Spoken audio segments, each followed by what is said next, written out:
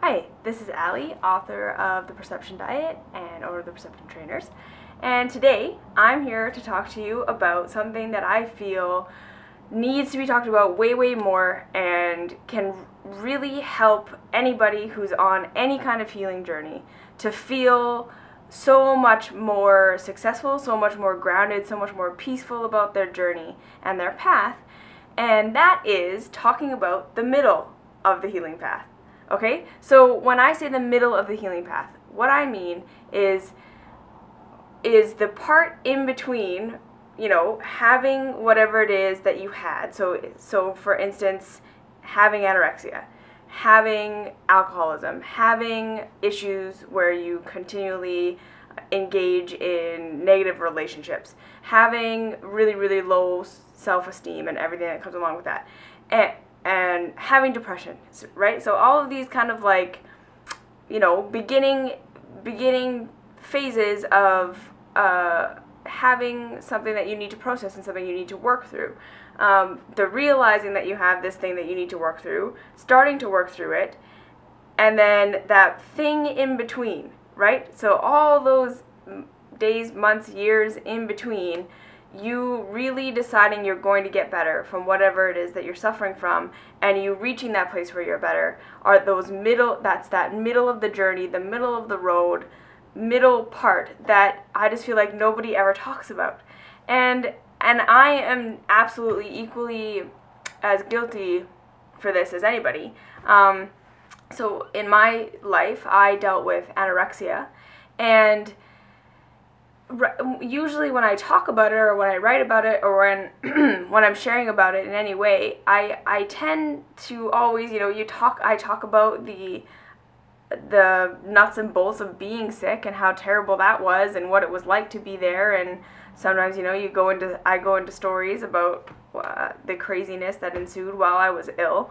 I talk a little bit about the coming to, so to speak, where I realized how sick I was, and I realized how much I needed to get better, and I started to get better.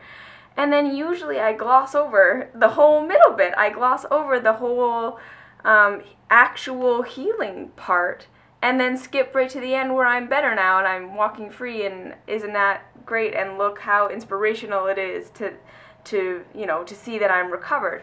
And I think that a large part of the reason why people who have been through a healing journey like that, so anyone that's recovered from alcoholism, anyone that's recovered from depression, anyone that's recovered from any really, life-altering emotional journey, the reason we don't talk about the middle part is usually because the middle part is super messy. The middle part is not a nice, clean story that we get to tell with a nice bow on it. And I think the other thing is that I think for a large portion of us, because of the fact that the middle is never talked about, we think that, maybe that our recovery process wasn't as smooth as it could have been, or it wasn't as clean as it could have been, or it's not as inspirational as it could be. And so we don't talk about it. And then the thing too is that, when I look back on my own journey, between understanding that I needed to get better from anorexia and coming to the place where I can say I no longer live with anorexia in any way, is that, those middle years, right? So this wasn't like a month or a few months or something like that. Like it took me a long time to really, really get clear and to really undo all of the thought patterns and the belief patterns and all of the stuff I had going on that caused me to, essentially slowly kill myself. It took a long time, and it was not neat, and it was not pretty, and I didn't, like, for a lack of a better word, it wasn't beautiful, it wasn't neat, and it wasn't something that I'm proud of. I guess that's really what I'm trying to say, is that usually most people, when we talk about the middle part, it's not something we're proud of. Because at least when you're in the disease, at least when you talk about the disease, you can almost talk about that as like it wasn't really you. Like it was some other thing, some other part of your life that isn't connected to who you are anymore. And But the problem about the middle bit is like that's still identifiable. That's you coming out of it, right? So a lot of that is like you letting go of abdicating and writing off what it was that you were going through while you were sick or while you were depressed or while you were alcoholic, as, you know, this other entity that wasn't really who you are anymore. Because in those middle bits, that's you, you know, becoming who you are now. So what I want to say about the middle part is that if you're on any kind of healing journey, if you are recovering from an eating disorder, if you're recovering from alcoholism, if you're recovering from depression, if you're recovering from anything, first thing to understand is that your recovery journey is not going to be, probably, you know, for 99.99% of us, it's not going to be this beautiful thing. It's not going to be a straight line to success. It's not going to be a straight line to healing. It's not going to be, you know, a predictable how we go from point A to point B, right? So, like, to talk about my own journey, just to give you some context, you know, when I was recovering from from anorexia, I literally felt like a crazy person for years, okay? So, like, this is kind of funny, right? When I was actually sick, of course I was totally not in my right mind, not in my clear mind. I was behaving and acting in a way that was totally out of alignment with my health and with my sanity and with, you know, who I am as a human being.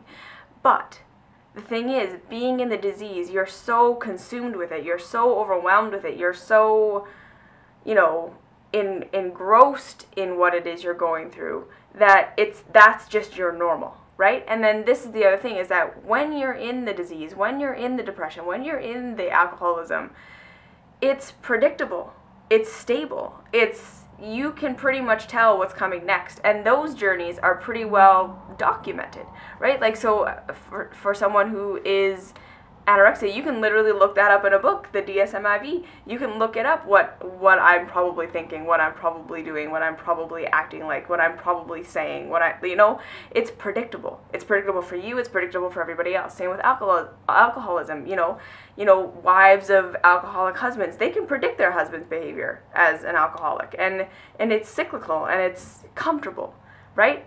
Whereas when you start to get into the recovery, because nobody talks about it, and because it's so, you know, we're so ashamed of it most of the time, that is the point where you feel like you're totally crazy, and you're totally unhinged, and you're totally off path, and you're not doing the right thing. So, like, for me, I dealt with the same stuff over and over and over and over and over and over and over again, right? Same thought patterns. I thought I dealt with it, have it again. Think I deal with it, have it again. I had, like, the exact same conversation with my sister, like, 400 times in 1 year. Like, and Sam, if you're watching this, just, like, I'm ever grateful for how patient you were with me while I was recovering. Because seriously, you feel like a crazy person. You feel like you're not recovering, right? I had times where I felt like I was getting better, and then I felt like I relapsed, and I felt like I was doing what I was supposed to be doing, and then it was like, well, this clearly isn't working. I'm actually not getting any better. This isn't looking like I'm recovered in any way. This isn't working. And so what I want to say about it is, if you're in the middle, if you're on your healing journey, if you realized you were in the depths of whatever it is you were in, you realized you needed to get help, and you're now in that phase in between being sick and being well, know that you're not crazy. Know that you're gonna deal with the same things over and over and over again. You're gonna feel like you're getting nowhere. You're gonna feel like you're spinning your wheels. You're gonna feel like you're totally crazy, like, for lack of a better word. You're gonna there are going to be times when you feel like, wow, maybe I'm never going to get better. Maybe I can't do it, you know, because I'm struggling so much, and I think that the truth of the matter is there really is no roadmap for it. Everyone is going to have a different journey. Everyone is going to have a different recovery, and that's why I think we feel like not talking about it, and we feel like maybe it wasn't right what we went through, or we feel like it's not right what we're going through, because, again, right, you can't look it up in the DSM-IV, or, you know, all the other people that were alcoholics, or all the other people that were depressed. Like, the recovery is not the symptoms. It doesn't have the structure. It doesn't have the the same kind of predictability that the disease and the being well has. So just that, I think I just want you to, like, if you're in the middle of your recovery, give yourself a break. You're not crazy. You're literally doing exactly what all the rest of us who have ever recovered from anything are doing. Okay? And being in the middle is a sticky place to be, and it's very uncomfortable because you're not where you used to be and you're not where you're going yet. You're in the middle. You're in between.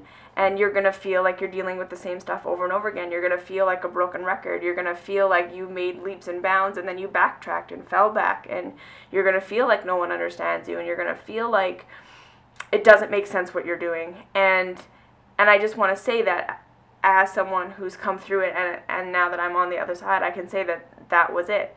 You know, that messiness, that craziness, that total unpredictability, that feeling like I was going forward, going back, going forward, that was it. That was the journey. That was the healing. That is what it was. And I'm sorry for not talking about it more.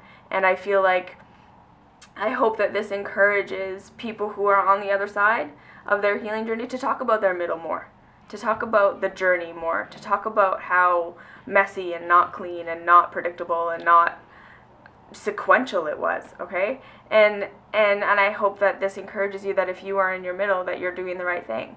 And if you are in your middle, just know that, of course, everything inside of you, everything in your brain is probably going to be pushing you to do more, do better, strive more, do more things, go to more workshops, talk to more people, get more coaching, work harder. And some of that is great. Some of that is absolutely what you need to be doing for your recovery. But just know that on the other side of that, you got to give yourself rest. You have to give yourself space. You have to give yourself room. When you feel yourself tightening up and you feel like your body tightens up and your mind tightens up and everything is so overwhelming and so like, oh my God, I'm totally failing at this, or you know, I'm desperately grasping for something to pull me out of this. If you can just breathe, or learn some meditations, or learn some yoga, or learn going for a walk, or learn journaling, or learn, you know, any kind of just some sort of restful activity or restful anything that helps get you out of that desperation place, you're going to make the journey a lot more comfortable, and you're going to make it go faster that way. So just know that you need rest, and you need to give yourself grace, and you need to give yourself compassion. And a lot of the times, people who get into situations where they need to heal, a large part of it is because they didn't ever give themselves compassion. You didn't ever give yourself love, and you expect so much from yourself.